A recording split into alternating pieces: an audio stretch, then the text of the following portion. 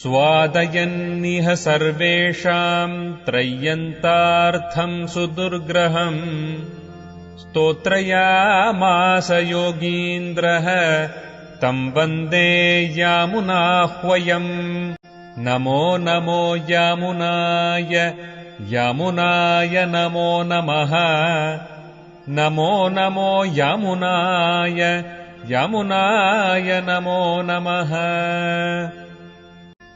यत्पदाम्भोरुहध्यान विध्वस्ताशेषकल्मषः वस्तुतामुपयातोऽहम् यामुनेयम् नमामि तम् स्वधर्मज्ञानवैराग्य साध्यभक्त्येकगोचरः नारायणः परम् ब्रह्म गीताशास्त्रे समीरितः श्रीमान् वेङ्कटनाथार्यः कवितार्किककेसरी वेदान्ताचार्यवर्यो मे सन्निधत्ताम् सदा हृदि कर्मयोगस्य सौकर्यं शैघ्र्यं काश्चन तद्विधाः ब्रह्मज्ञानप्रकारश्च पञ्चमाध्याय उच्यते. That is the 9th verse.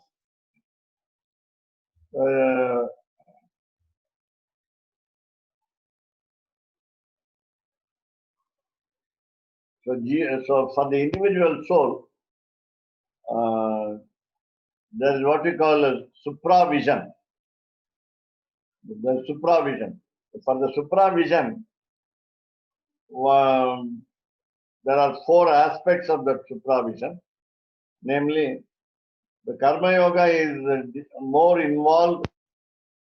The discipline of action is more involved, and it is easy. It is easier than jnana yoga. Acquiring knowledge and wisdom is more difficult.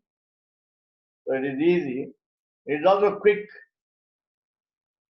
Then we have got a lot of limbs of this karma yoga, which we saw, like devatarchana, yajna, tapaha, dhyana, and so on. So these are different actions involving karma yoga, and ultimately to have the vision of the Lord. So that is said in the 5th chapter. That's what it says. So Brahma Shabdaha Atra Brahma Samana Akara Shuddha Atma Vishayaha. So Jnana Shabdaha Cha Atra Sama Darshana Rupa Jnana Vipaka Vishrantaha. And so on. We'll say, read it one by one, the sentences one by one. We already saw what is the base. What is the base? The karma yoga, the discipline of action, is quick, is easy, and it has been favored by all the individual souls, majority of them. And Lord Krishna asked Arjuna to further listen to it. That was the last paragraph. So here, the word Brahma in the Gitartha Sangraha, we call them sometimes by the word Karika. Karika, of course, has no perfect translation into English. It means part of the statement.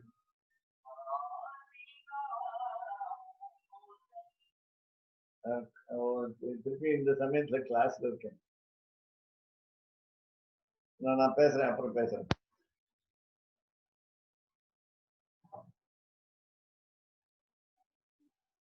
So there is what we call Brahmajnana Prakarascha in the Gitartha Sangraha. We call it 32 Karikas, as we do it for Sankhya philosophy by the sage Kapila.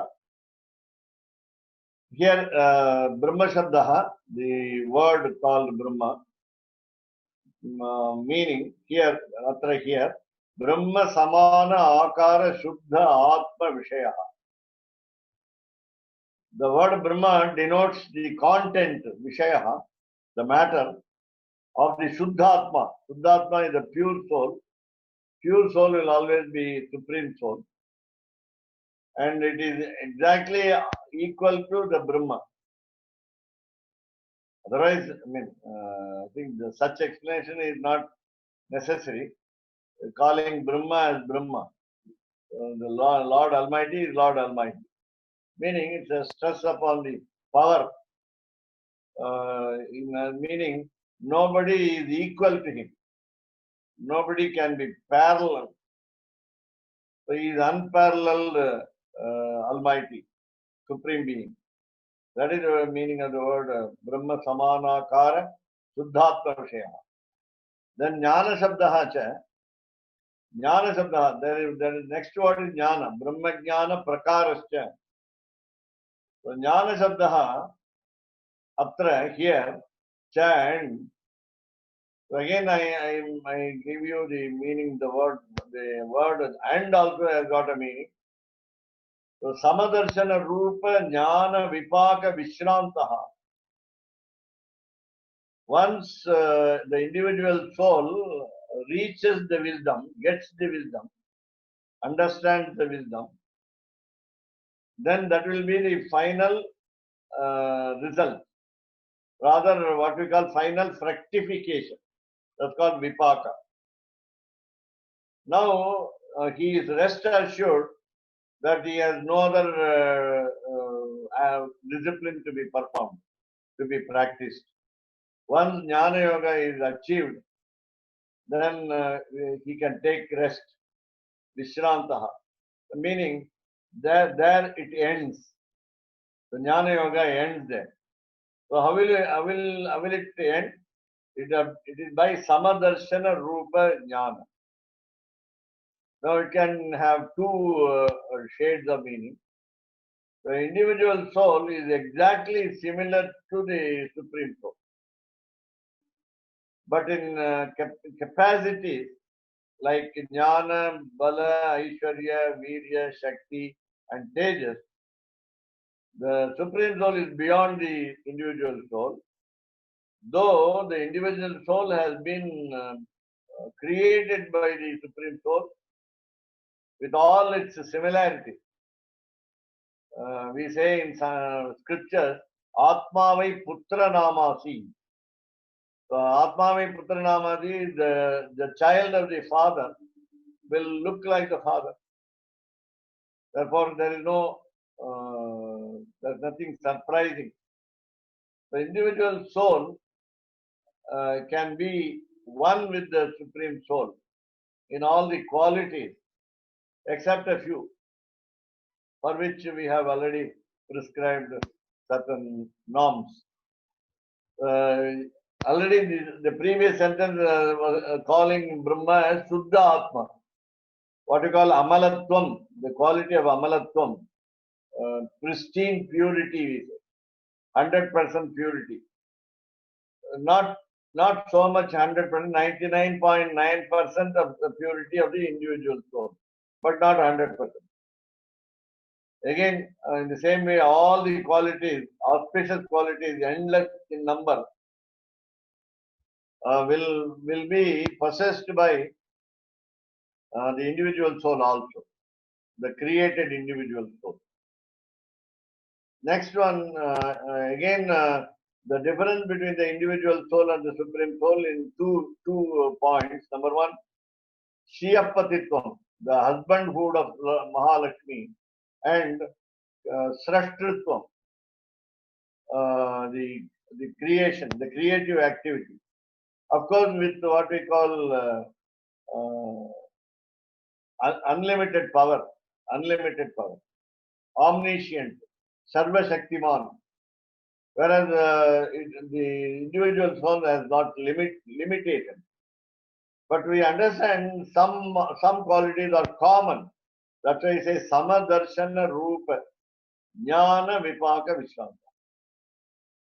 Now, unless one sees eye to eye, so one eye to another eye, then we cannot understand. So initially, we compare ourselves to compare the individual soul to the Supreme Soul, saying, in the physical form, he has 2 hands, 2 legs, 2 eyes, 2 ears, and so on, just like the individual soul. Individual soul in meaning, I'm talking about a human being, not any other Chetana, any other sentient being. Because we say, even in the plants, we have soul. And therefore, the soul is everywhere. The individual soul is everywhere. It is also like the Supreme Soul, Vibhu. We accept in Vaishnava Sampradaya, it is not Anu. It is not in the form of atom. It is not atomic in nature, but it is all pervading, like the Supreme Soul. Only the difference is we have the plurality of the soul, plurality of the individual souls. So, we say the scriptural word, Bahusyam Prajayeya. I will be born as many. He makes a sankalpa. Lord makes a decision that Bahusyam Prajayeya. So he will be many. And again, he is going to name them. And also he will give a shape, the physical shape. So Nama Rupani Karavani, he says. Nama Rupani Karavani. This is again a scriptural sentence. So I give names, then I give forms. So what I want to say here, Sama Darshana Rupa is what we call equanimous vision and or equal vision or equality vision also. So Sama Darshana Rupa Jnana Vipaka Vishranta. Then Prakara Shabdastu. In the compound word Brahma Jnana Prakaraha, we take up the third word, Prakara Shabda. Prakara Shabdastu, but the Prakara Shabda, Tad Edu Bhuta Prakara Arthaha. Generally, Prakara is process, method, and so on. Here, Prakara meaning reason, cause. Brahmajnana Prakara means cause or reason to understand Lord. So Brahmajnana Prakara. Ataha evahi. Therefore, Ataha, the Visarga is missing because of conjunction.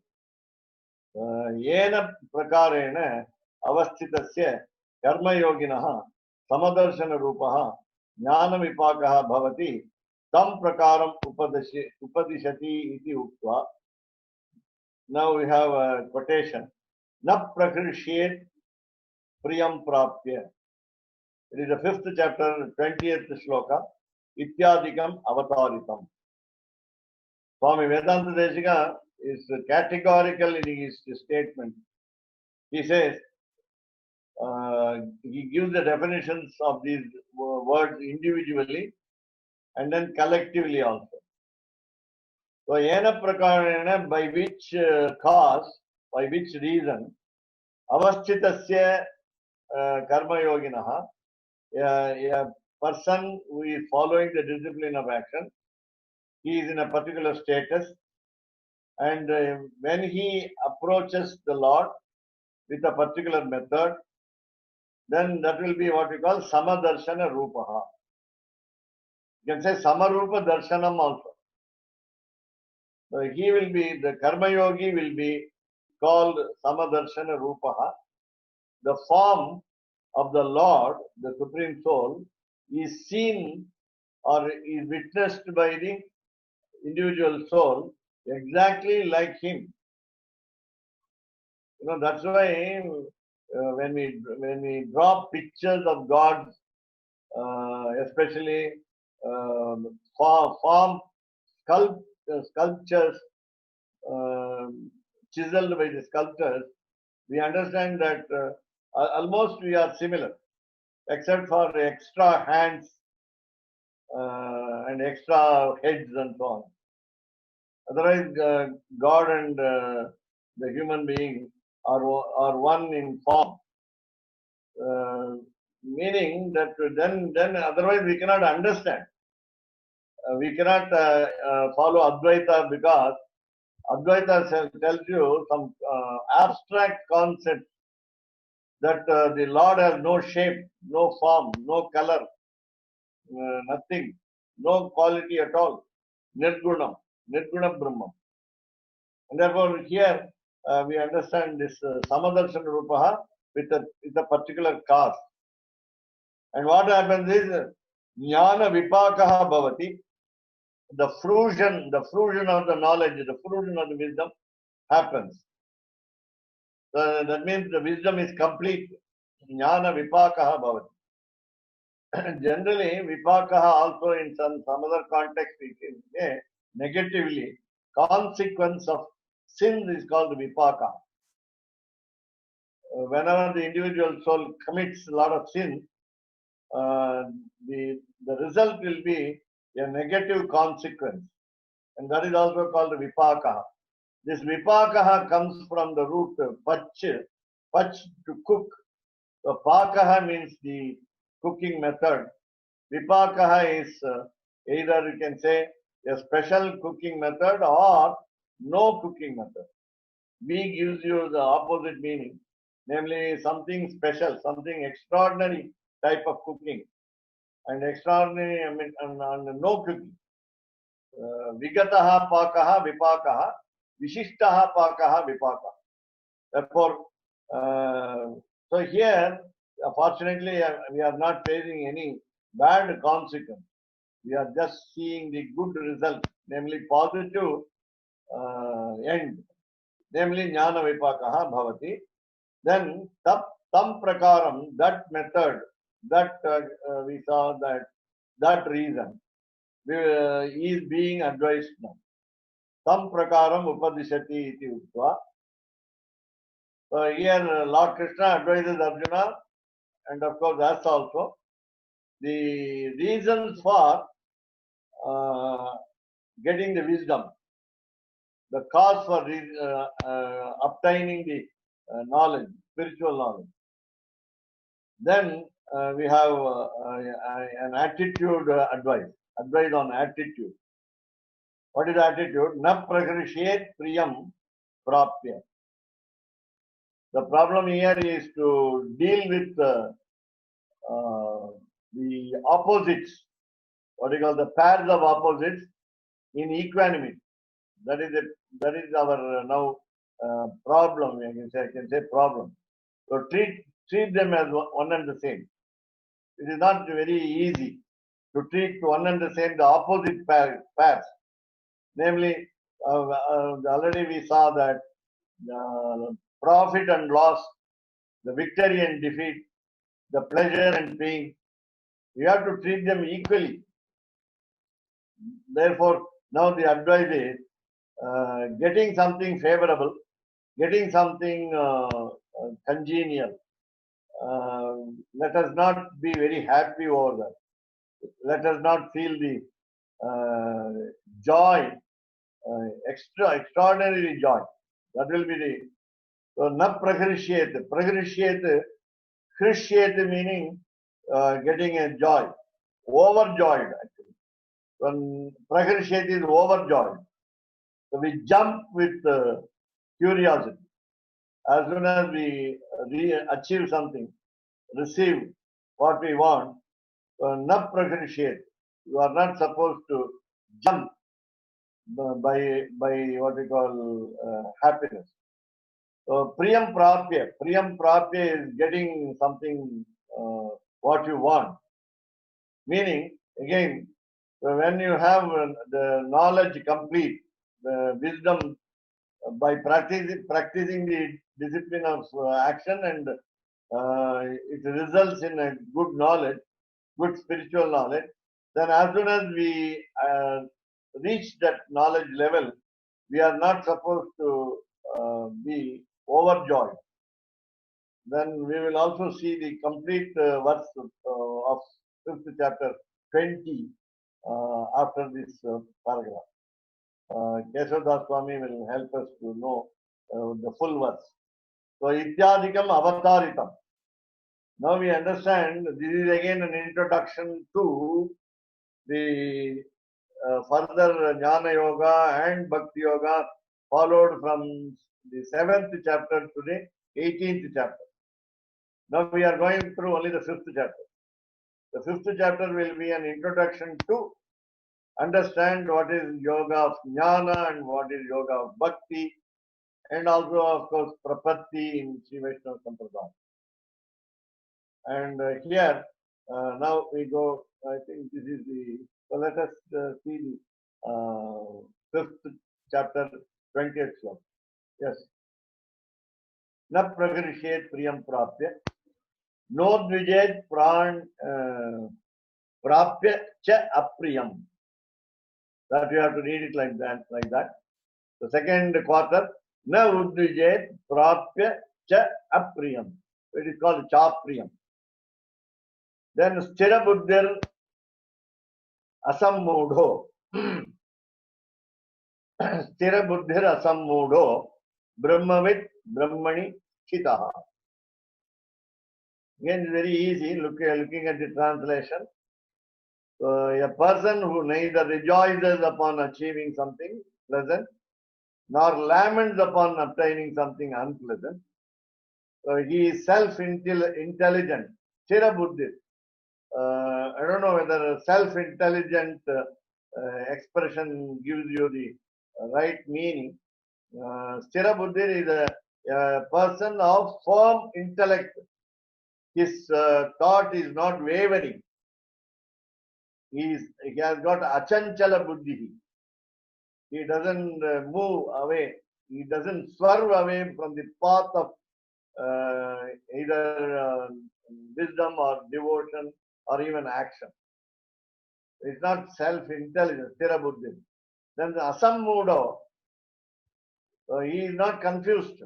Mudha in Sanskrit, we have, I think, some words in English. We also say some difference between the idiot and a fool. The fool is one who is ignorant of something, whereas the idiot is one who knows and does wrong.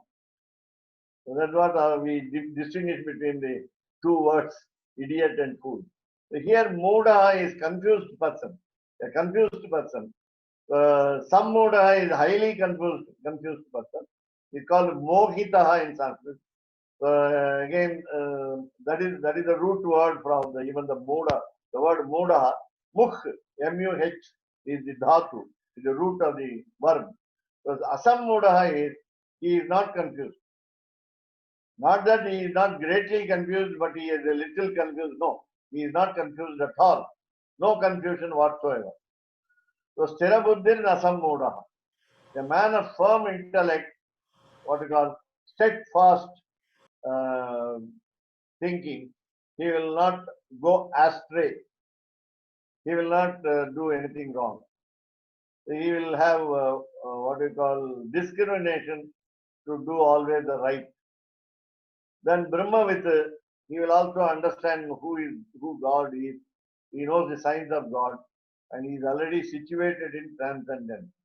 Meaning, Brahmani Sthitaha, he has already reached the abode of the Lord, reached the abode of the Lord in the sense by mind and his heart and soul are dwelling in or living in the Almighty. There is no other. There is no other thinking. There is no other avenue of thought for the individual soul. And that is the 5th chapter, 20th verse, by which again the concepts in the what we call Sankhya Yoga in the second chapter of the Bhagavad Gita are brought out here, reminding Arjuna that he has to practice the discipline of action, discipline of wisdom, and the discipline of devotion with the concentration and with an understanding. Already we saw that he is not the doer, The individual soul is not the doer. Individual soul has got limited powers. Individual soul has got helplessness and so on. So all this understanding will be through this Brahma Jnana Prakarascha Panchamadhyaye Uchyate. Now remember also, before the word Uchyate in almost every verse of Gitartha Sangraha, the previous word is in Saptami Vibhakti, what you call the locative case, Eram Vetrame in Tamil, and then Panchamadhyaye. So in the fifth chapter, in the fourth chapter, in the sixth chapter, and so on. You were mentioning about the difference between the Paramatman and the Atman, the difference between this God and the soul, that God has got some, mostly the soul has got the same qualities as God, but obviously in not the same quantity or force or ability. He has got a greater force, he's got a greater ability, greater strength of those qualities. And also he has some specific qualities which we do not possess, like creating universes, being the husband of Sri Devi, Goddess Lakshmi. You were mentioning about omniscience. In Sri Vaishnava Sampradaya, in Vishishta Dvaita, the idea is that in the Jiva in moksha has also got omniscience. Is that correct? Yeah. Sarvagya. The only difference is that he is independent completely and we are dependent. Yes. And I think we went through the 9 relationships that the Atma and Paramatma have. Okay, so that's cleared up. Then you also were mentioning, you were saying that you were saying something about that we are not Anu, but we are also Vibhu. We are also great. Yeah. Can you explain that? Because my understanding was that the Paramatman is Vibhu, is great, and the Brahman means great, and the Atman is actually Anu, is very small. It's supposed to be, the Upanishads, it says 1/10,000th the size of the tip of the hair, which is an approximation, meaning very, very small. And even in Purusha Sukta, Purusha Sukta talks about Paramatman not being more than the span of the hand, dasangulam, but the Atman is small. Is it not small? You're saying the Atman is a Vibhu. In what sense is the Atman Vibhu?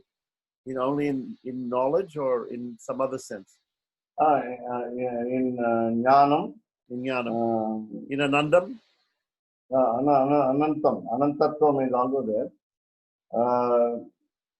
Vibhu in the sense, once the individual soul reaches the final abode of Sri Vaikuntham, he has got almost all qualities of the Lord. The Vibhutvam is there, of course, he is not here in this world as a created one, but as a member and or part and parcel of the Vaikuntha. There we have what we call as you said, omniscience is there. There is no potential to create, that's all. Minus this potential of creation, everything else is there. And he can take myriad forms. In Vaikuntha, we can take different forms and do a service, different types of service. That is very important. That's why there he is Vibhu.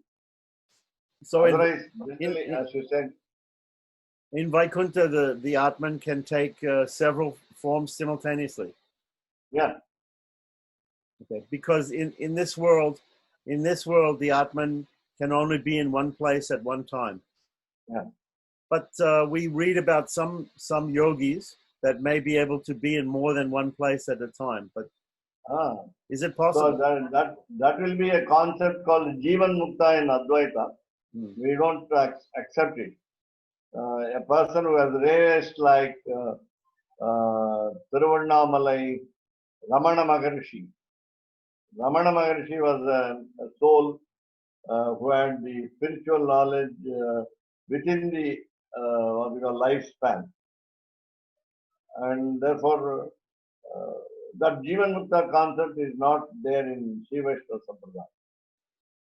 There he can be anywhere, anytime, in any form. Right.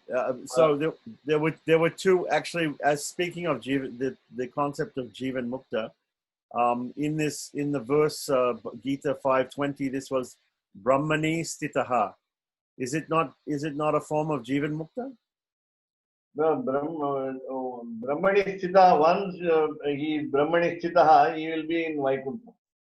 I see. According to our Sampradaya. I see. So it's not possible to be in this lifetime Brahmani Stitaha. Yeah. And then what about in the commentary? Brahmani Sthita will be in a limited way in this world. We can think of the Lord 24/7, but still we have no moksha. We have no moksha. I see. The moksha is what is that again? What I say is Jivan Mukta. The Mukta in this world, the Mukti in this world is not assured here. It's not given here. Right, because in this world, the papa and punya karmas are still attached to us.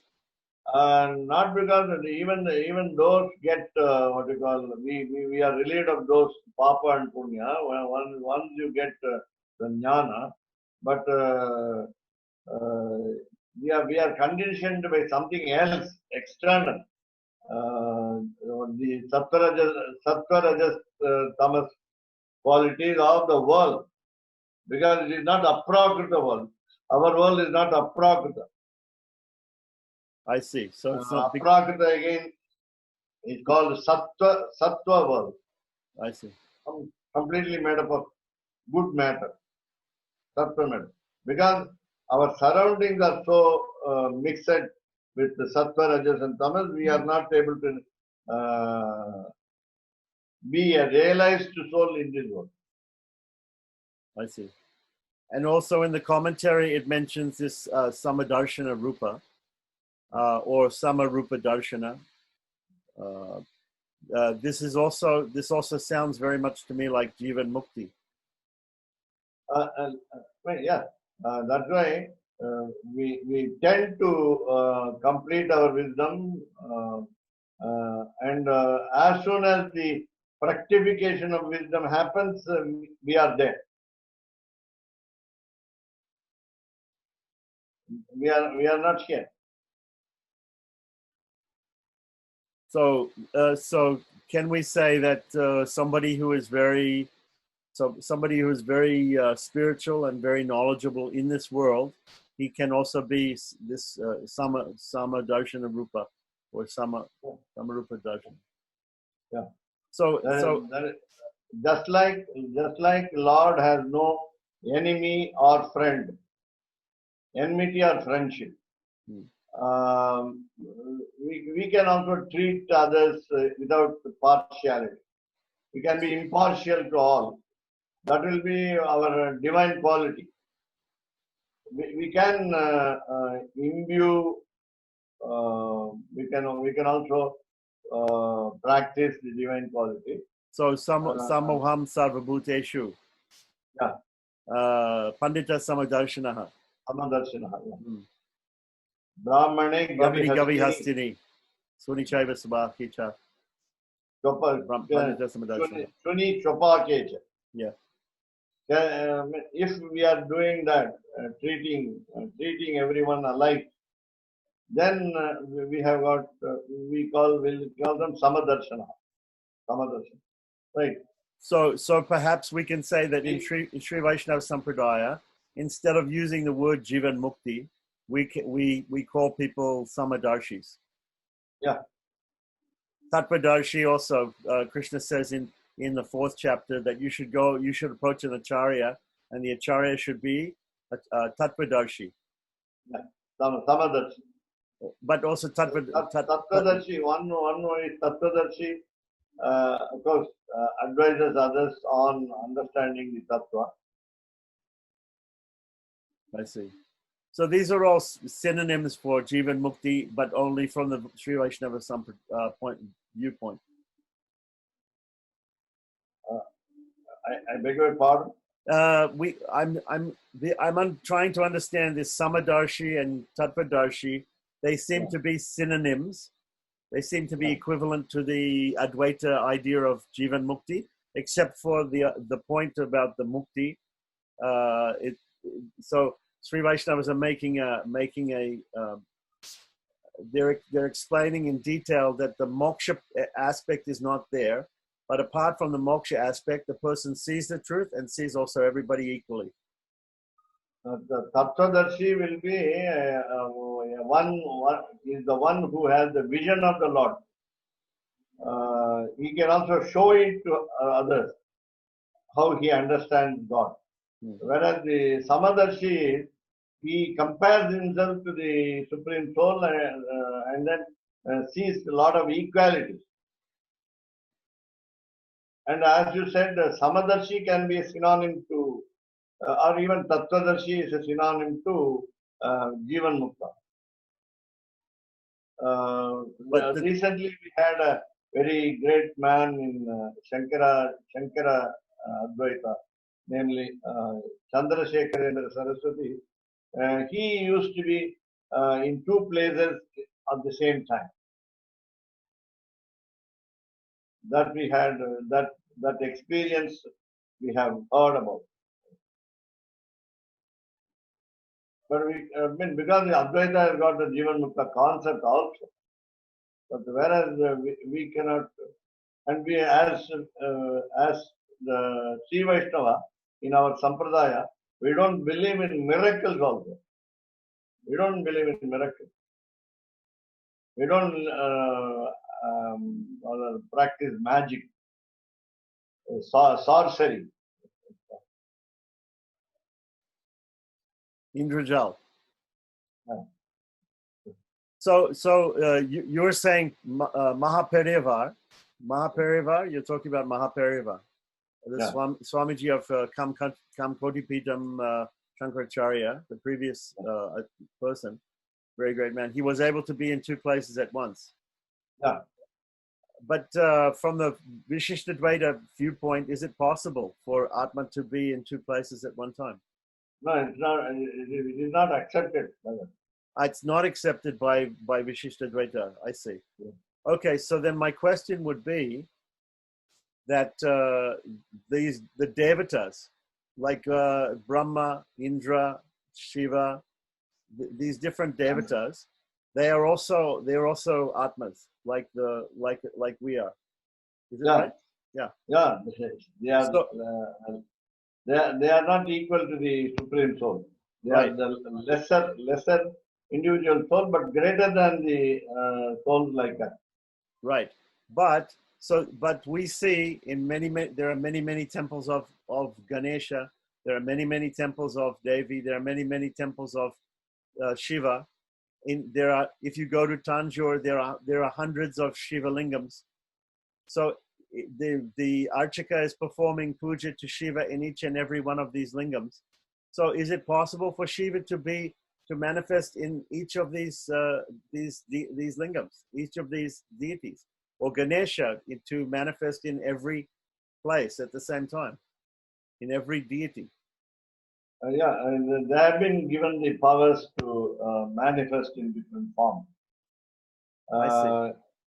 In case of Ganesha, today I think I heard Moola Mudalvan, we say in Tamil. He is the source. He is the first source. Jnana Mudalvan, Moola Mudalvan. These are all. He is the head of the spiritual people. Meaning Lord Ganesha, he has to be understood like this, a supreme being. So this is what we call the darshanam, otherwise called Ganapatyam. Ganapatyam darshanam. We have Shankara darshanam, we have Surya. Instead of Kartikeya, we have the word for example, the Skanda Puranam. Skanda Puranam praises the Lord, we say in Tamil, Murugan, to the status of Almighty. And all others are subservient. Even in Devi Bhagavatam, with regard to Parvati, you can take a quote from Saundarya Lakshmi where the Trinity is only an offshoot of goddess Parvati and so on. And therefore, such what we call such exaggerations are bound to happen in the Puranas to which they belong. Whereas the ultimate, they are called rather Tamasika Purana. The Puranas which tell us the quality of ignorance, the quality of darkness of ignorance. Whereas Sattvika Purana is Vishnu Purana and other Puranas of Vishnu's incarnation. And therefore, what you call, there is a hierarchy. Even as you said, the Lord Shiva and Lord Brahma has more power than any ordinary individual soul called human being in this world. They have more power. And they can have even the Rakshasas, even the demons can manifest in any form, anywhere, any time. For example, Indrajit in Ramayana, Srimad Ramayana was hiding himself, appearing in one place, standing in another place. He fought with Rama with a lot of magic. And he could do it because of his powers of penance and powers of progeny. But at the same time, they are all momentary, transitory, impermanent. The powers are impermanent. Later on, they don't sustain the power. They show the power, and when the power of what you call the fruit of penance is dissolved, then they have no other power. They are as good as human beings. So they have got their own complexities also. The lacuna by which they cannot become equal to the Almighty. So you're saying we call them Chudra Devatas in our Vaishnava Sampradaya. Very little. We actually belittle them. I see. So in the Puranas named for those devatas, there's a lot of excessive praise or hyperbole, and that is just meant to glorify them in that particular book. But it should not be taken that they're actually the supreme. Right. But getting back to my point, I have heard that it's possible for a jiva to appear in other places or to be in two different places, maybe through a guna vyapti, maybe not swarupa vyapti, but guna vyapti. Yeah. He can by his qualities he can be in another place, or by his jnana he can be in another place. Yeah. Is it possible? Yeah, by visualization, by mental visualization he can be. So when yogic powers give you the what we call the 8 kinds of success. Ashtama Siddhi in Patanjali's Yoga Sutra. You can walk on water. You can fly. You can be an invisible particle, and so on. Yes, so yes. This is possible because of the yoga. But this yoga is practiced. Yeah. But obviously, all these things are being allowed by God, by Sriman Narayana. Sriman Narayana is giving the ability to the devatas to have these powers, or to the yogis to have these powers. So when we have a murti, when we have a deity of a purvacharya, so if one acharya goes to Vaikuntha, he leaves this world and goes to moksha, then the shishyas make a murti and they worship that. Yeah, idol. Yeah. Yeah. So that murti, it's possible for the person who is in moksha to understand through guna vyapti or jnana vyapti, to understand what is being offered to that murti, because he knows everything in moksha. So he knows if somebody is offering a naivedyam or rupa deepam to his murti. And that is why the Agama texts like Pancharatra, Vaikhanasa, and Shaiva, they give you the process of consecration of the deities in the form of idols, and we infuse the spirit there. Yes. The soul is there. The soul is there. Now that is why I normally tell people, don't look at the archa form in the temple as made up of some physical material like metal, what you call panchaloka, the earth. For example, in some temples we have the gods are made up of what you call clay, a lump of earth, and then we have the other forms like stone, so many other forms. Wood. But a proper by a proper process, what do you call Prana pratishta. yeah, Pratishta. pratishta, prana pratishta is it? Prana pratishta. Yes. You infuse the life into the idol. Therefore, it is as good as real God. So the only problem with this Kali Yuga, the era, the black era, is the Acha form of God does not behave normal as a human being, because he cannot talk, but he can talk through the Archaka.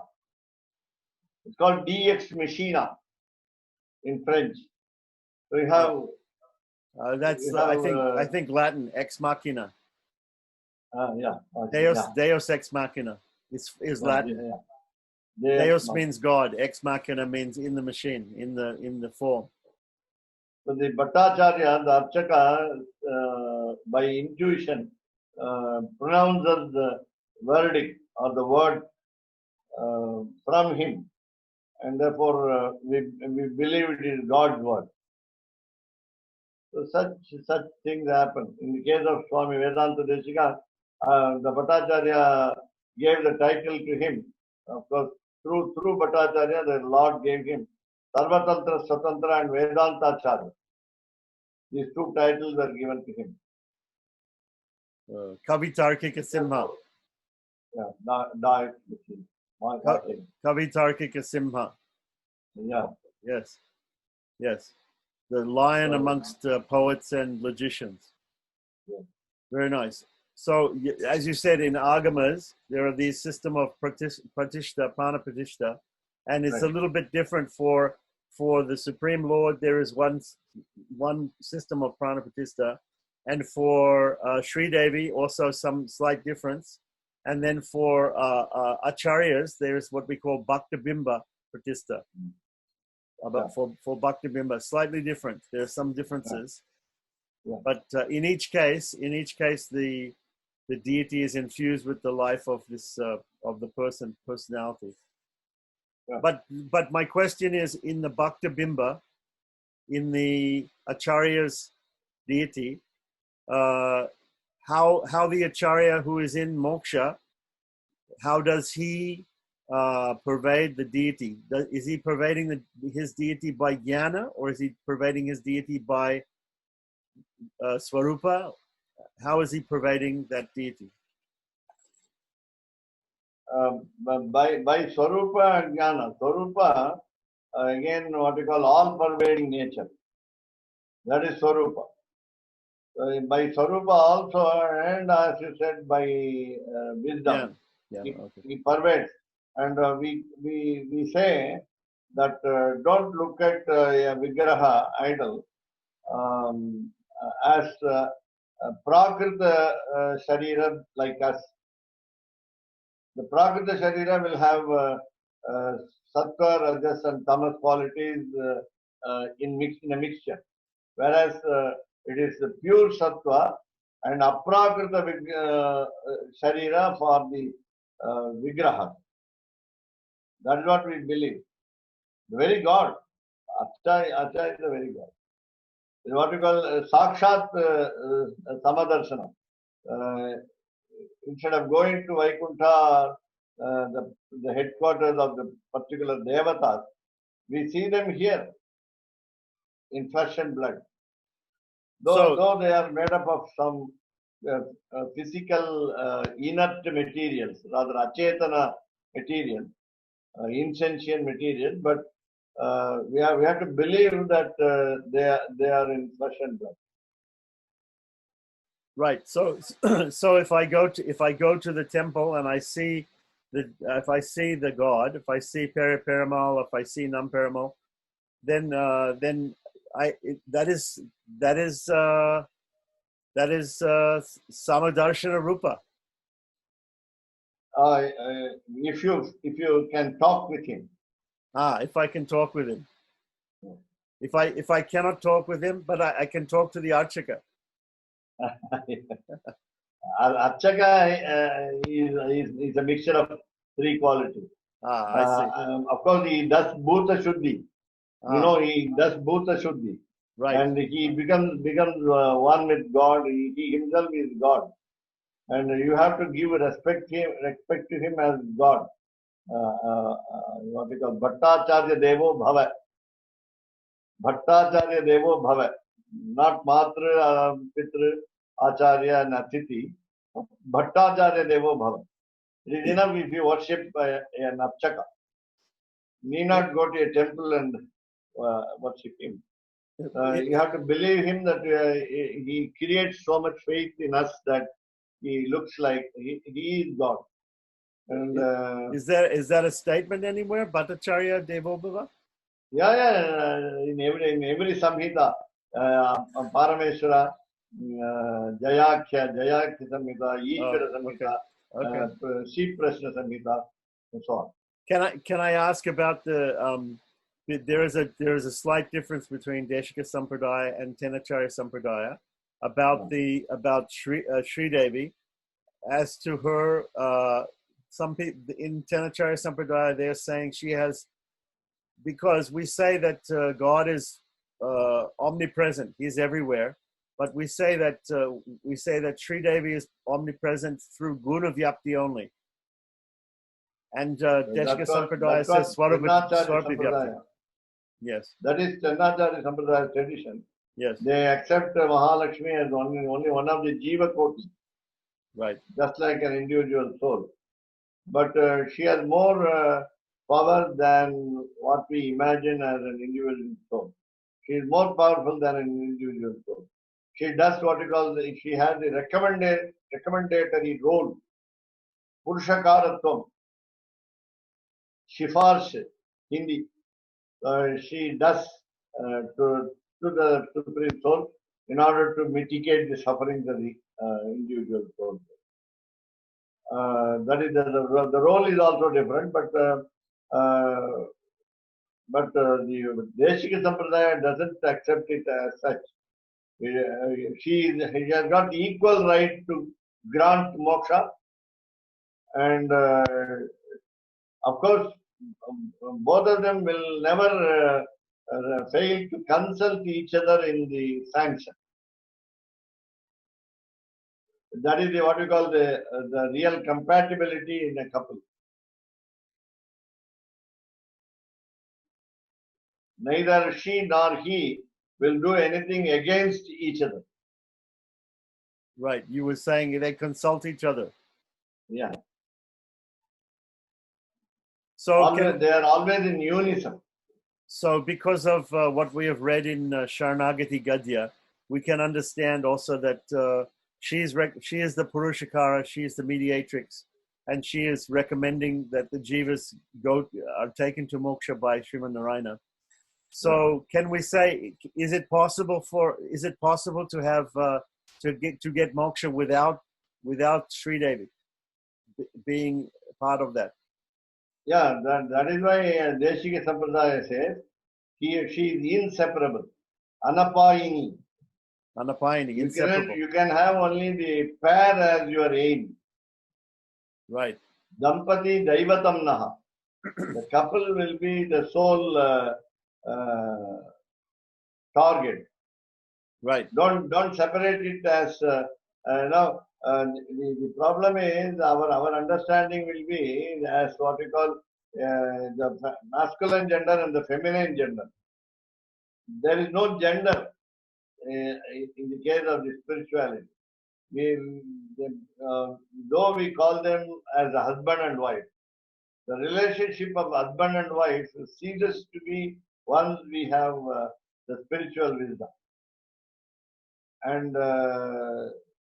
of course, we see them as one and the one only object. That is why Sarvadharman Parityajya, mom, the mother, namely Mahalakshmi, then me, mom, me, again second meaning. First meaning is mom, the mother, Mahalakshmi. Then second meaning is mom, me, as Ekam. Only one entity. Right. Two in one. Mom, Ekam, Saranam, brother. So surrender to both of us. Don't get us separated. Right. This is very clear in Dvaya Mantra also. In Dvaya Mantra, it's very clear. Yeah. No problem. But I was thinking about this yesterday, and I want to ask you very clearly, because in Deshika Sampradaya, it seems there's more emphasis on Mahalakshmi than in Tenacharya Sampradaya. Although in Tenacharya Sampradaya we also worship Mahalakshmi, and we think that she is much greater than the ordinary jiva. We don't count her as an ordinary person. But still, in Tenacharya Sampradaya, everybody is getting Astakshara mantra with pranava, with Omkara. And in Deshika Sampradaya, ladies and Shudras are not being given pranava. And yesterday I was thinking about pranava. Pranava is akara, ukara, makara. And akara means Vishnu. And makara means jiva, Atman. Ukara means Mahalakshmi. So if we give somebody Am instead of Om, then we leave out you. It means we leave out Mahalakshmi. Is it not true? Right. So when you say she is Anapayani, how can the Deshika Sampradaya, how can they justify giving only Am without the you, without Mahalakshmi? How can they justify giving in Omkara without Mahalakshmi? That is only for preventing ladies from uttering the scriptural word. Only for an indication that they cannot use the scriptural word by uttering which they may have biological aberrations. Otherwise, but it's not. But it's not only for ladies. It's also for Shudras and uninitiated. Panchamas. We don't call them SUDRAS, but uninitiated. No, but the Shudras, but Shudras, a Shudra, person who's born Shudra or Panchama, he can also do Shamasrayanam. They can go for Samasranam. They are assured of the moksha also. Yes, there's moksha also. There's no difference between. Yes, but between the Varna and among the Varna and Ashrama, there is no difference in the achievement of the Yes, everybody couldn't go for Samashrinam, but is those equal. Shudras who go for Samashrinam in Deshika Sampradaya, they will be given also Am, not Om. Yeah. Then my point is, Am is Om without you, without Mahalakshmi. Without Mahalakshmi, can there be property? No. The restriction is on in the pronunciation of the word, but Yeah. the meaning is intact. The meaning is intact. Okay. Mm. So The pronunciation, and of course that is a man-made, man-made.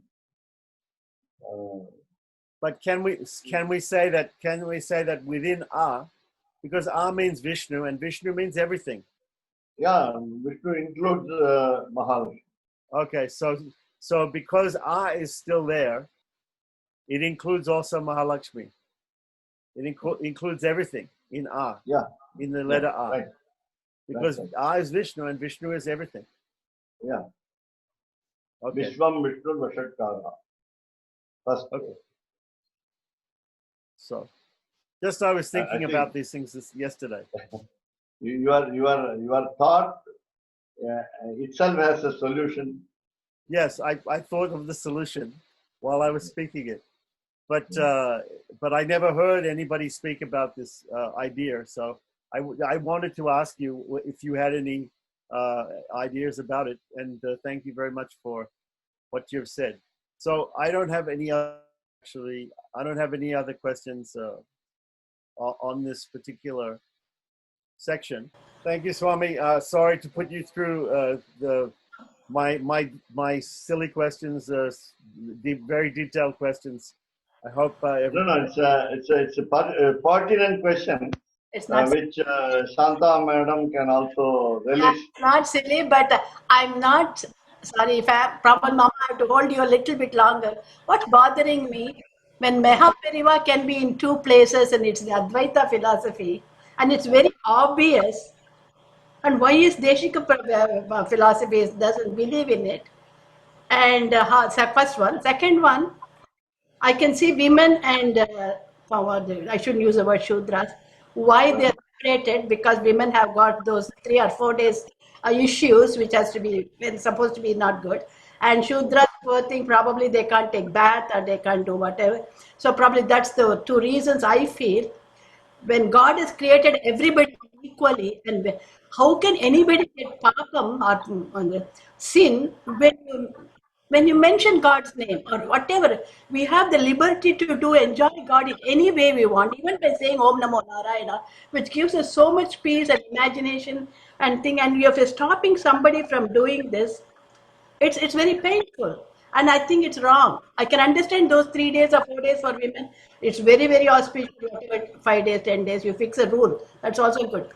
I can understand Shudras why in those days. I don't know now why it was done, but to just to stop us from doing certain things, you shouldn't do this way. You shouldn't say Om like this, like this.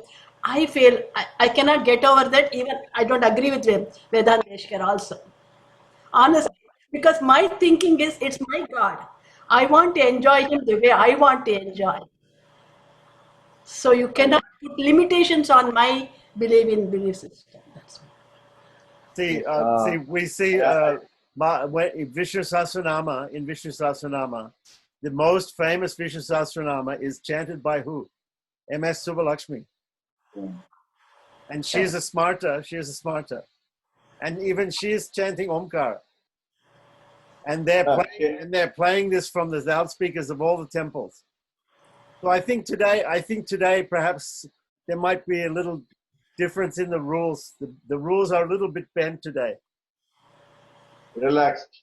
Relax, yes. Now to answer the question, rather intriguing question of the madam.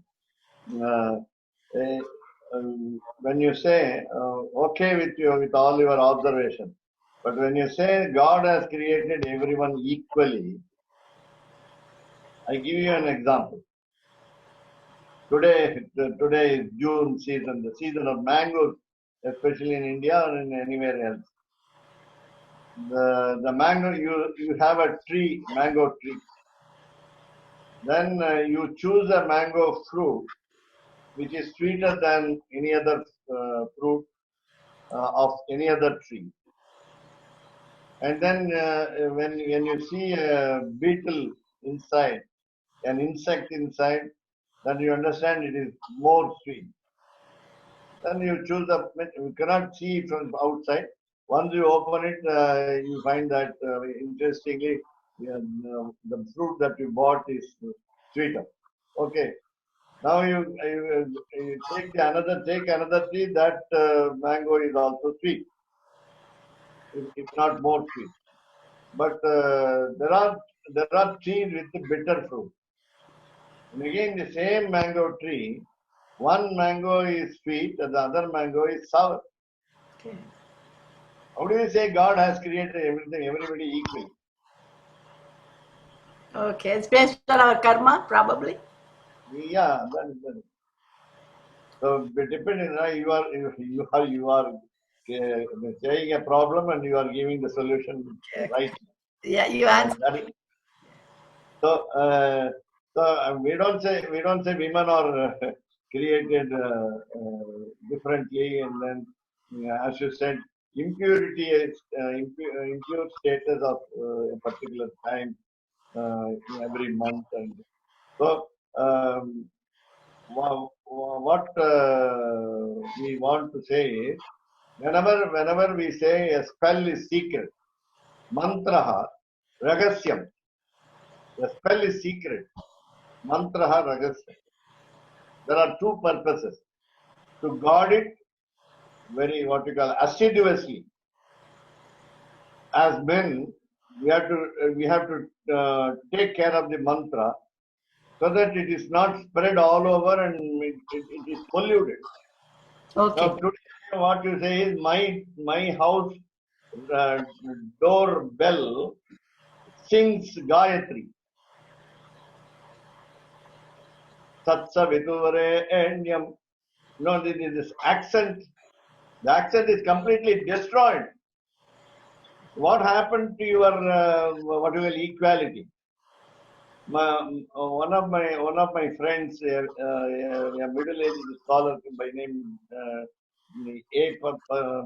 Ananta Padmanabhan Swami, you heard about him as APN Swami. Lot of videos, lot of lectures, lot of discourses given everywhere, in all the channels, TV channels, everywhere. He's very popular. He has made a film called Ghantavatara. It's being screened all over the world. He said, please do not use the doorbell saying Gayatri. Now I say, I'm little opposed to him. My doorbell says, Vina Venkatesham Nanatho Nanathas Sada Venkatesham Smarami.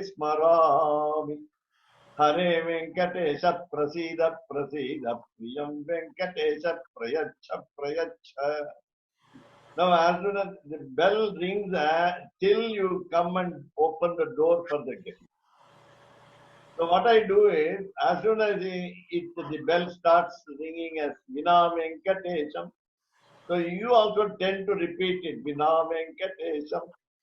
Otherwise, you don't have time to say the entire Suprabhatam in the day.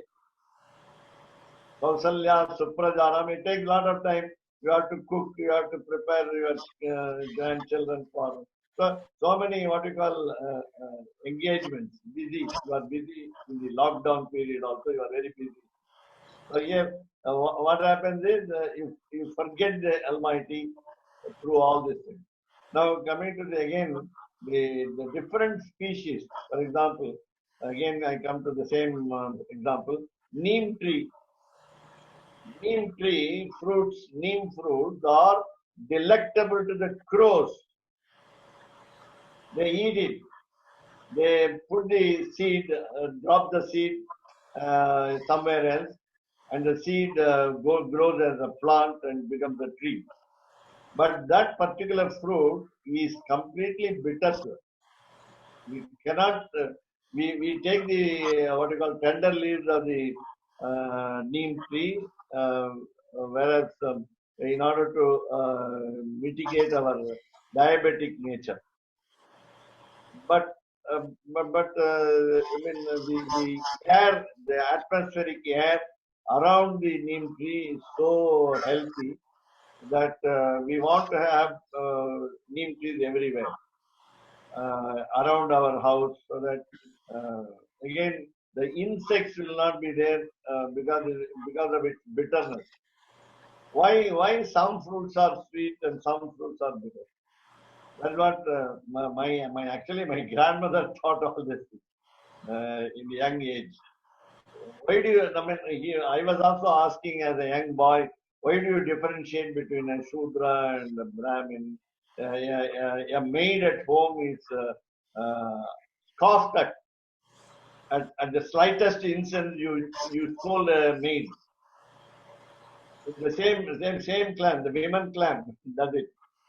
The mother-in-law tortures the daughter-in-law. Now the turn of the daughter-in-law to torture the mother-in-law today. The in-laws are now the extra baggage in the home. Now, what I say is, why there is a tradition of a continuous animosity. What you got? Some may say a lot of bad qualities like jealousy and so on. Here, as you said correctly, because of the karma vipaka, so you get your members of the family so favorable to you. In Sanskrit, there is a statement, I will tell you a little later. What should be the nature of your son? What should be the nature of your daughter-in-law or daughter? Then the relatives around.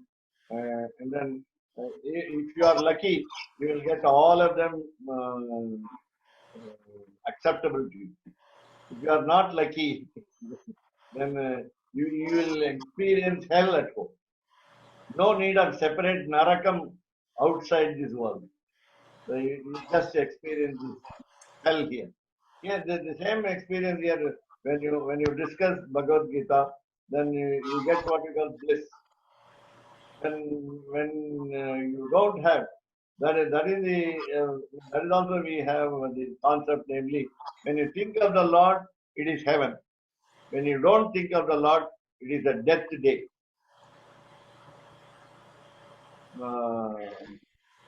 So Swami, நினைவில்லாத நாள் பிறவா நாள்.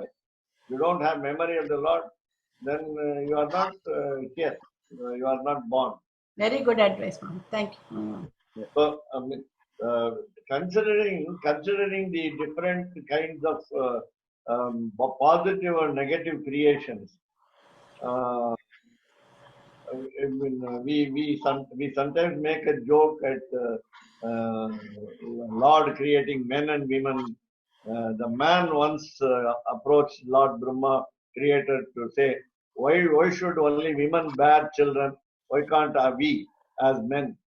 Then Brahma gave a chance to them, and immediately they said, no, you withdraw my boon, so that the great suffering that we undergone in the delivery time makes us impatient, and therefore that particular quality is in you.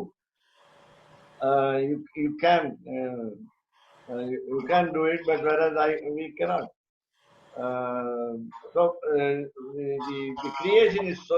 I mean, we don't understand the creation. That is the problem again. Inscrutable are the ways of God, that we cannot understand Him. And then the difference in the creation makes us feel. When I talk to you about Bhagavad Gita, you like the subject. When I talk to you on some other subject, like cinema, politics, and you may not enjoy. Same. Our mind disposition is little different. Sometimes we have one and the same attitude. For example, I would even ask Keshadas, you or any other participant, once you join and you continue without any interruption, meaning our stars, birth stars may be similar. Birth stars may be similar. Yeah. Sorry, Generally we can go understand. together. Otherwise, I don't we will understand. not. Yeah. I don't understand. Our birth stars may be similar. The thoughts. Yeah, my birth star is Mrigashirsha. My birth star is You- Satabisha. My Yes, birth is Ashwini. Ashwini. So Ashwini is a little closer, but there are whatever group of stars which are similar in Think- attitude. I see. So we go with them. Either we always are in crosswords. Okay, so we say birds of a feather flock together. Okay, so people with the same temperament, they like to come Yeah. together. Okay, I understand. Yeah. That I understand. Why this? Why you will say why this disparity in creation? Disparity in creation, and therefore we have to accept them. We have to accept them Yeah. as it is, And one predominant complaint, the common complaint against the Shastras is all male dominated. Male dominated everywhere. Not just male dominated, Brahman dominated. No female sage has given some decrees, has given some dictums for following. They have been prevented from doing. Now, nevertheless, we say that women should be adored at every home, and you know the working of the mind of both men and women. Men cannot understand women completely, whereas women can understand men. That's it. So, But Swami, every time we have this discussion about because I belong to a relaxed sampradaya, okay. So every time we have this discussion, it focuses on women. But I don't want to focus on women. I want to focus on the fact that also non-dvijas, non-trivarnikas, they are also forbidden to chant this mantra. So taking it back again to Om Namo Narayanaya, you say that the men want to keep the mantra pure, and that you gave the example of Gayatri mantra in the doorbell, that there's no swaram. So because there's no swaram, the mantra is not pure. Okay, but in Om Namo Narayanaya is being taught with no swaram. There is no swaram in Om Namo Narayanaya except in the Ahobala Mat Anikam. The Ahobala Majir has said that there is a swara in the Om Namo Narayanaya. yeah. But no Sri Vaishnava man knows it. It is not being taught to all the Sri Vaishnava men. So I think there is a tune to it. The way you say it is very important. That's what they say. yeah. No. 46th Arigashinger has given as a rule the Om Namo Narayanaya will have to have swara, Yeah. the Udata and Anudata swara. Yeah. I know that because of him, Keshav Swami. Because we studied it together. Yes. I know. I personally contacted him and asked him, and I asked some Advaitins also. Have you heard swaras for the Ashtakshara? They said no. They don't have even Panchakshara. They don't have swara. Right, but so, see how can we say there are swaras if we look in the source of Astakshara mantra is Narayana Upanishad. Om Namo Narayana iti mantro pasakaha Vaikunta Bhuvana Lokam Gamishyati. So when it is mentioned there with no swaras, how can we say there are swaras? Now, please note. I think I hope you know that Ashtakshara is only a coined statement from the scripture. We don't have the original Ashtakshara in the scripture, nor the Dvayam. Not the Dvayam. Dvayam is not there in the scriptures. Shiman Narayana Charanam Charanam Prapadye Shimate Narayanaya Namaha is not a scriptural sentence. This has been formed, newly coined, newly evolved from the Shastras by the preceptors of Sri Vaishnava Sampradaya. It is common to Tanacharya as well as Deshi. But what I've heard about Dvayam is that it was spoken by Sriman Narayana to Mahalakshmi in Vaikuntham. And some people, you have heard about it, but where is the pramana in scripture? And I also want to find the pramana in scripture. Some people are saying it is in Akila section, appendix section. Yeah, that Sri Suktam is also in Kila section, Rigveda Kila. Kila, yeah. That's the added section, addendum. This is an addendum. Appendix, yeah, addendum. But what I mean to say is, if there is no exact term of Ashtakshara in scripture, then when the preceptors form a swara for the Ashtakshara, then we have to accept it. I see. So what you're saying is that in the Ashtakshara that we see in Shastra may not have any swaram, but if an acharya adds a swaram, we have to accept it. Right. But the only acharya we know that adds swaram to Ashtakshara is the Ahobala Matjir. Yeah. So if you're not a shishya of Ahobala Mat, and if you're not also a Trivarnika male, you will never hear that swara. Yeah, that's also right. And as you introduced me to what you call the Agamarshana. No, Agrahana. I mean, what is that?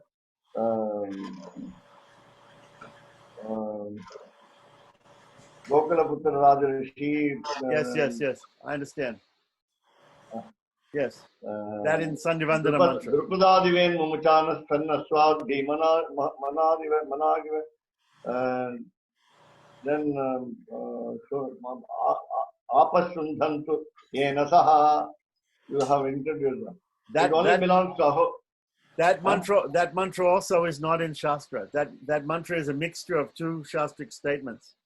Yeah, it is not in not in any other sampradaya except Ahobala. And again, within the Ahobala Shishyas, this is not popular. Many people do not use it, do not say it.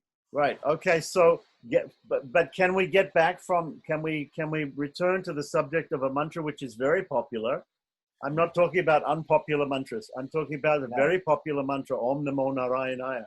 That mantra is taught by all Sri Vaishnavas except for maybe some people in Ahobala Mat. It is taught without swara. So then your statement that it has to be protected because of swara doesn't make any sense. If there's no swara, it doesn't need to be protected in that way. Right. Now, what we say is, any person can read the Upanishad without swara. Any person is eligible to read the Upanishad without swara. But with swara, because again, the purity, when you say pure, I would say it holy. It's not pure.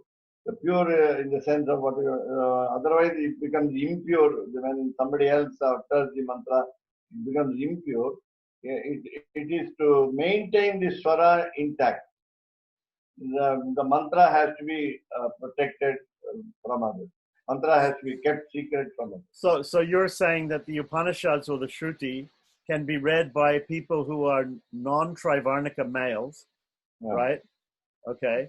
So ladies and panchamas or shudras, they can read to get the knowledge. They can get the knowledge from the Shruti, but they cannot pronounce it or teach it or hear it with swara. With the swara. Is it, and do you have a scriptural rule for that? Is there a rule in Apastamba for that? Yeah. But, Can you give again, us? Can you give me the rule for that? No. I'm also asking my elders to tell me Right. where the women, because of their biological difference, are prevented from, or to be prevented from uttering scriptures and so on. Where is the proof? Where is the praman? I'm asking. It might be in Apastamba Sutras and what we call Grishya Sutras. This is Apart why yesterday I sent you an email, because I found a quote in Apastamba. In Apastamba Dharma Sutra, there's a quote that says that women and men who are not initiated cannot do the homa. Yeah. But the commentary by Sudarshana is saying it means that women and men who are not initiated cannot do the homa. But if you say women and men who are not initiated cannot do the homa, it means there may be some women who are initiated and men who are initiated. Yeah. Right. You are right. So if men can be initiated and do the homa, and women also can be initiated and do the homa. Yeah. Is it correct? Right. And as Madam said, it should be avoided on those particular days. That's all. Yes, but apart from the other restrictions of ritu and everything, apart from that restriction, if a woman is initiated, then she can do the homa. Yeah. In Orissa and Maharashtra, in the states of India, they are now doing it. They do it. Yeah, because of the high charge of the men. I see. So the male Brihaspati's, the male priests, they're charging a lot. So now the female priests are coming, and they're getting a lot of business because they charge less. Is this right? Yeah. They are taken up this in Orissa. Yeah. And any other place? Especially the final rites. Now they are in charge. In any other place? In Maharashtra also? Orissa. In Orissa only Orissa. Only two places. They are very popular. Orissa and what other place? Maharashtra. Maharashtra and Orissa. Okay. Yeah. Especially Pune. Pune. Punya Nagaram. Okay, so again, if Apastamba says that a lady can do homa or a panchama can do homa if he has initiated, then if a lady is initiated, why can't she chant also a mantra? Why can't she be initiated into that mantra? And that's what I said. Once she is initiated, you can chant the mantra. So then why she can't be initiated into, if she can be initiated into Gayatri mantra, or then why not Astakshara mantra?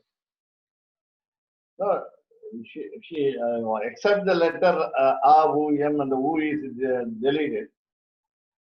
She is free to say as men the Astakshara. Only in the pranava there is a restriction. There's a difference. But where is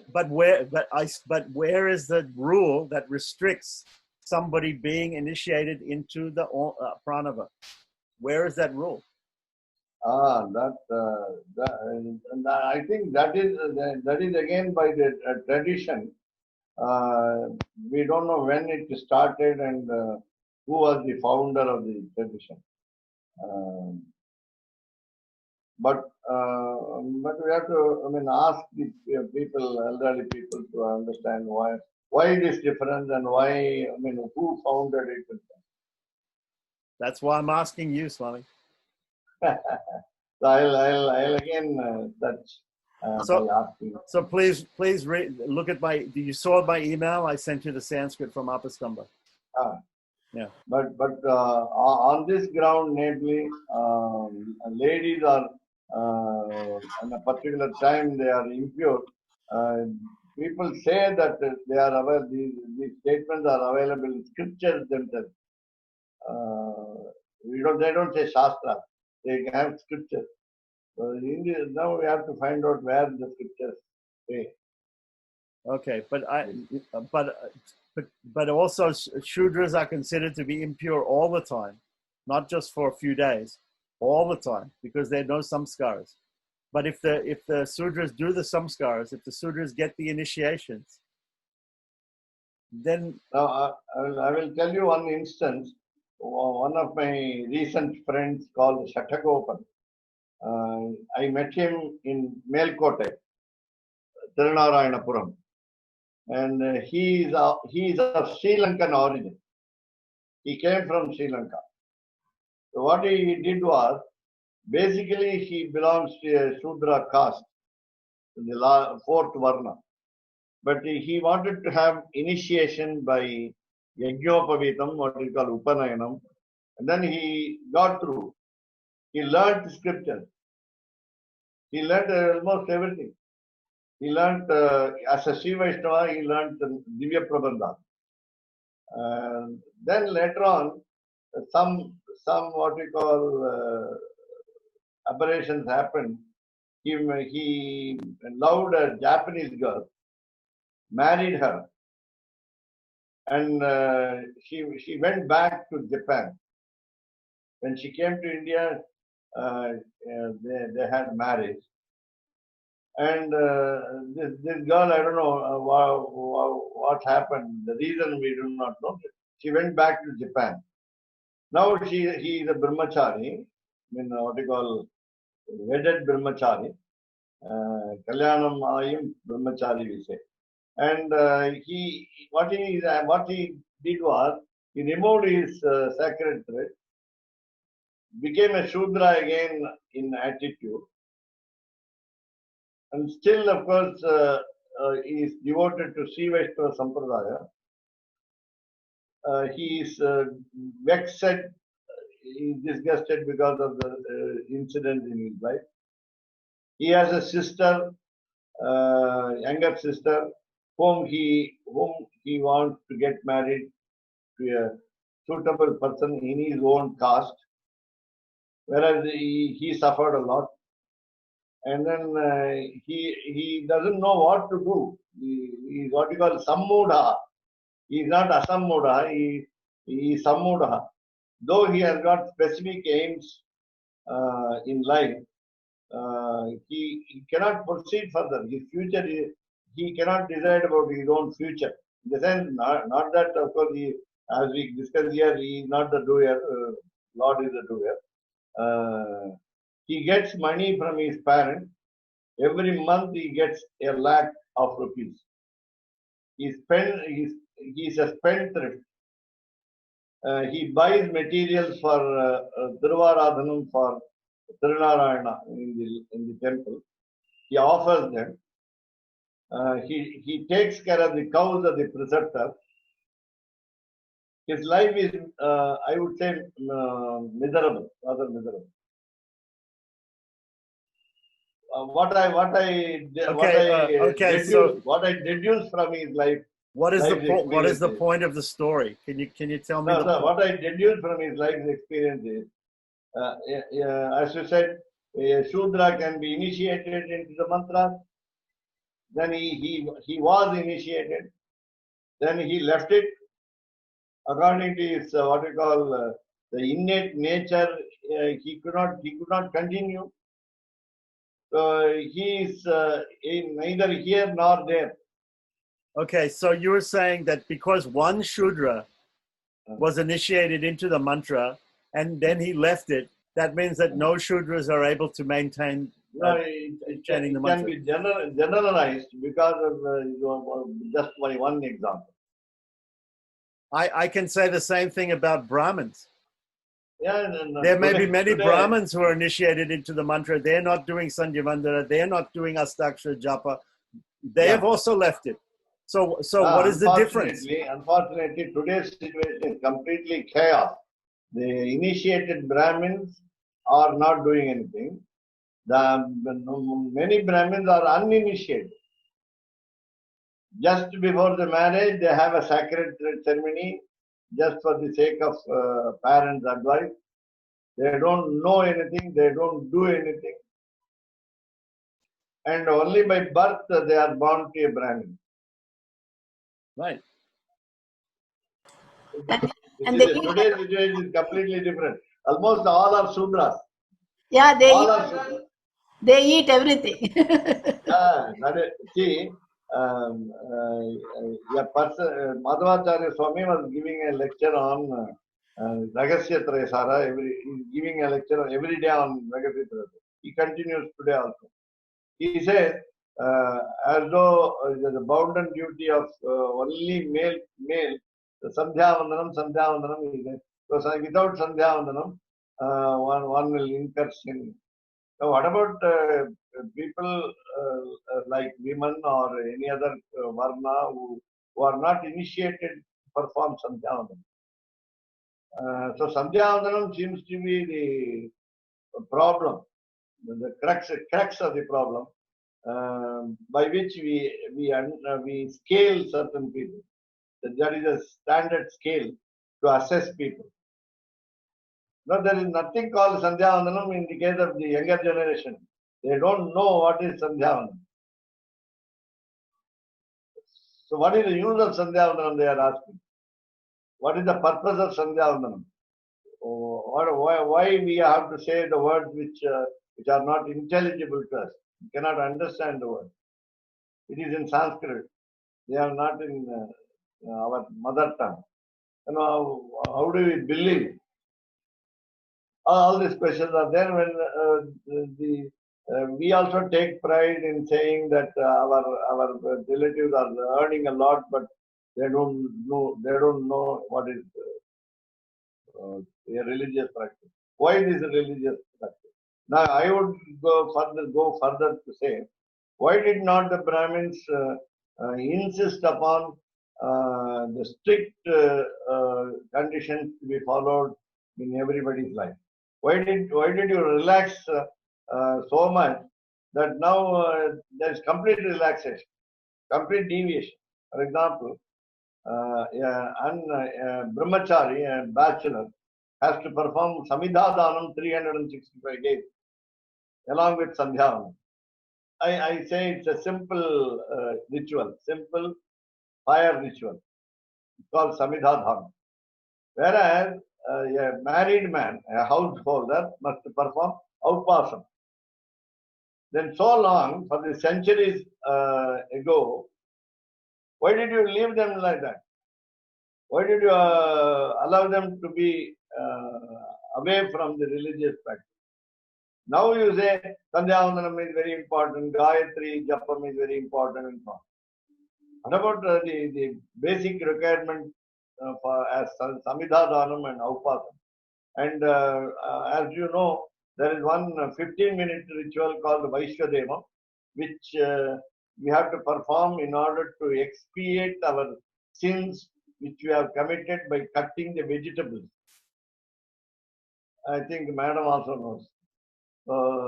நம்ம கரிகா திருத்தத்தினால இந்த கரிகாயை வந்து நம்ம வீட்லயே நம்ம தோட்டத்திலேயே இந்த garden of our own house you rear the plant cut the vegetables. So that means you are injuring the plant, then cutting the vegetables into pieces and cooking them, frying them, heating them. All this happens, and then in order to but it is only natural. Swami, the lady of the house is cutting the vegetables, or the maid. Sometimes the maid is cutting the vegetables. Yeah. So why the husband has to do the prayaschitta for that? The maid should be doing the Vaishwadeva, or the lady, the wife should be doing. All right. Sandhya Vandanam is only for male, no? But Sandhya Vandanam is meant for only male. Fortunately or unfortunately, they are not for women. I would say Sandhya Vandanam is for those persons who are initiated into Gayatri Upanayana. Those persons who have Upanayana have to do Sandhya Vandanam. Take the practical situation. It's meant for male. Not then just males. Not just males. You say males. You always bring it to male and female. I'm saying it is only for people who have Upanayanam samskara. That means dvijas. That means not just males. That means Right. Trivarnika males. Okay, let me accept it. But why should we say it in plural when we look at the sun? Pashyema Sharada Shatam, Jivema Sharada Shatam. That means only the initiated people should live long. No, it includes women of the house also. Okay, so the husband is praying for the wife. Yeah. The wife can also pray for the husband too. No, the Why not? Shastras say, Why not? If the husband can pray for the wife can also pray for the husband. I will get you the pramana, but the Shastras say, when the husband does some meritorious act, the wife takes half the merit. And when the wife does anything meritorious, no share is given to the husband. When the husband commits sins, there is no share going to the women. When the women commits sins, the sin will accrue to the husband.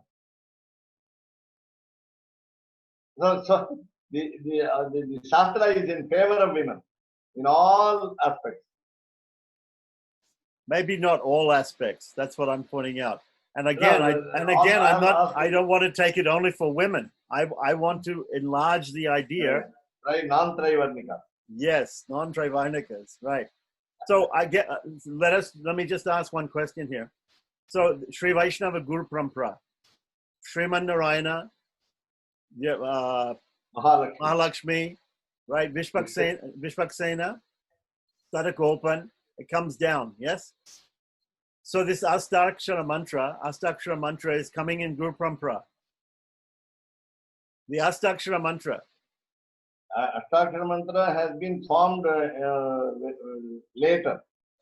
Formed later by Tirunarayana. Yeah. In Bhadrakashrama. Yeah. So this Guru Parampara is not a mantra parampara. It's not a mantra parampara. It's not a mantra parampara. So my question is, Mahalakshmi can chant Omkar Pranava. She can chant Astakshara mantra.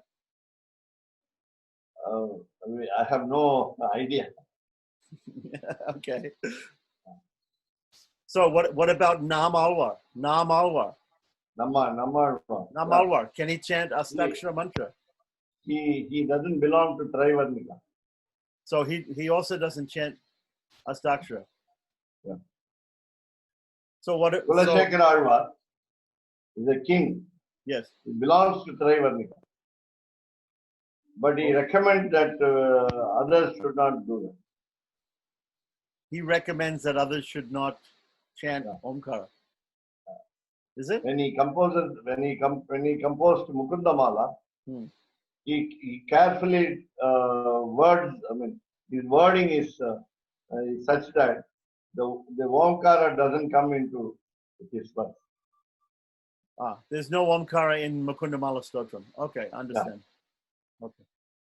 So in fact, women can recite Mukundamala without. Yes, I understand. So the Guru Parampara that we have in Sri Vaishnavism is not a mantra parampara. So the mantra parampara comes from Bhadrakashram, from Tirunarayana Rishis coming down. Is there any list of that? We have to find out. Okay. So I think we got into a big discussion. I'm sorry that we dragged you out for a long time. It's getting very late for you. So we will meet on Monday. Yeah, and we'll meet on Monday. Please have a look at the Apastamba email that I sent you, and if you have any other quotes from Apastamba on this subject, I'd be very interested. But I hope this is not to expose the faults of the society in India, so that all will be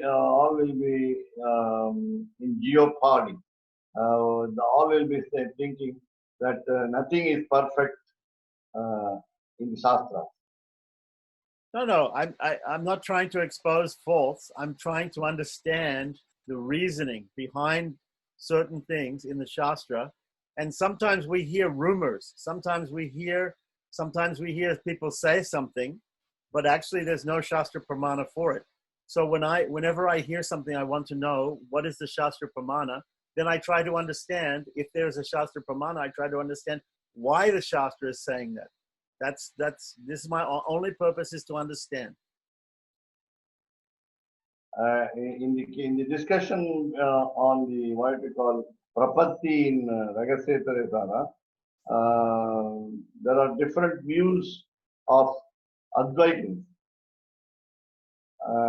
And they say the sin committed after Prapatti is pardonable, and therefore he is not supposed, one is not supposed to do prayaschitta Prapatti. That's what. So if the sin is not pardonable, then the argument of the Deshika Sampradaya is, can everyone give up Sandhyavanam? That is the question. Everyone. After So Prapatti, I any sin is pardonable. I see. So what you're saying is that everybody can give up Sandhyavandanam because the sin will be forgiven at the time of death. Yeah. Or at the time of doing prayaschitta Prapatti. Yeah. So these kind of arguments have got it might what you call, in Deshika Sampradaya there might be somebody who has taken Upanayanam and he had his Pancha Samskara, and then he has his life, but in his whole life he is not doing Sandhyavandanam. But after Bharanyasam he must do Sandhyavandanam again. Is it right? Yeah. Right. So after Bharanyasam he has to take up Sandhyavandanam again. Is it? Yeah. Yes, you're right. Now I will give you one personal example. One of my friends was not doing Sandhyavandanam till the retirement. Then after the retirement, because of the wife's what you call torture, I will call it. So what you call encouragement and inducement. Yeah, we should not call the wife's inducement as torture. So started performing Sandhyavandanam after retirement, right? Now I understood that his purpose of doing Sandhyavandanam is to propitiate God in order to get his son married. That is what I understood. Of course, I'm not a good judge. Okay. Now, what happened was, as soon as the son got betrothed to a girl, then he stopped Sandhyavandanam. Again, the trouble came, the corona.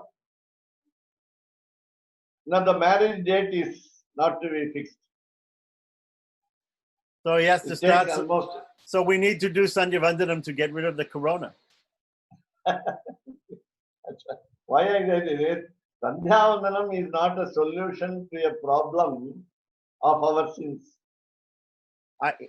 People take Sandhyavandana as a problem, not as a solution. These days, people are thinking Sandhyavandana is a problem, not a solution. No, Sandhyavandanam is a solution to our problem. Let us not take it as solution to the problems that we do. If Sandhyavandanam is not performed, it is sin. If it is performed, we don't get any benefit. Right, but it's only a sin to not perform Sandhyavandanam if somebody has had Upanayana. For those people without Upanayanam, it is not a sin to not do Sandhyavandanam. The present problem is parents do not take it seriously to initiate their children for Upanayana. That's all. Now Kali Yuga, in Kali Yuga, everything is in alright.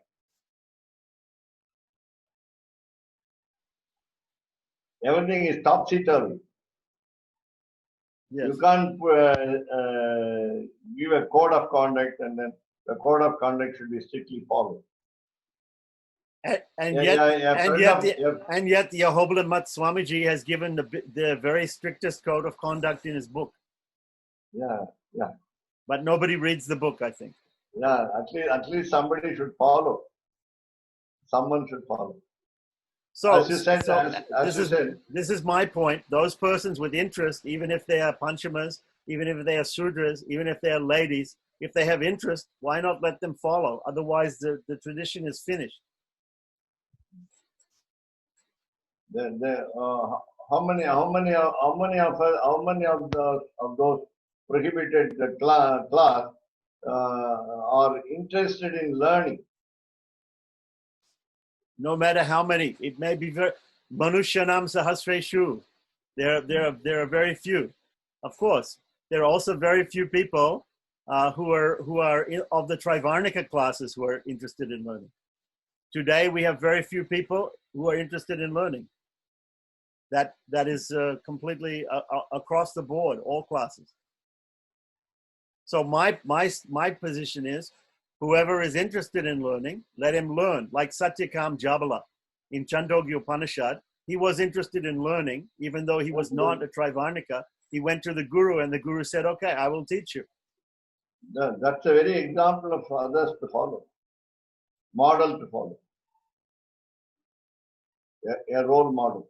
Madam is also ready to take part in the discussion. I think it all starts from the family, from the parents, and the role models. I think the foundation it should be very, very good. And another point that I always repeat in such sessions. One of my elderly friends says that if you do Sandhyavandanam and be a bad person, is it better than a person who is very good, helpful to others, and who does not perform Sandhyavandanam? Which is better, he said. Who is better? I said, you are wrong in approach. Right. You said this. You said this before. And be good also. You told before that Ravana was a Brahmin. Ravana was a Brahmin, and that means he must have been doing Sandhyavandana. But he did some very bad things. So we should not be a Ravana. We should not do the Sandhyavandana and be very, very bad to others. Yeah, you should be good and do. Yeah. And for your kind information, madam, Keshavdas Swami performs Trikala Sandhya. I can see that his devotion is very good. I hope if he has his grown-up children, I hope they follow him. Because he's more or less a perfect father. But he has not initiated his children on this line. Oh, he should. He's a good role model. Okay, so now that people are starting to praise me, I want to end the session here. There are two sides. One is Suchinam Trimritam Gehe Yoga Brahto Vijayate. Then the other way is also true. Namely, among the bad people, one good person is born. Yeah. Prahlada. Okay. Yes, so I should be like Prahlada. Right? Okay, Swami. Thank you so much. कवितार्किकसिंहाय कल्याणगुणशालिने श्रीमते वेङ्कटेशाय वेदान्तगुरवे नमः।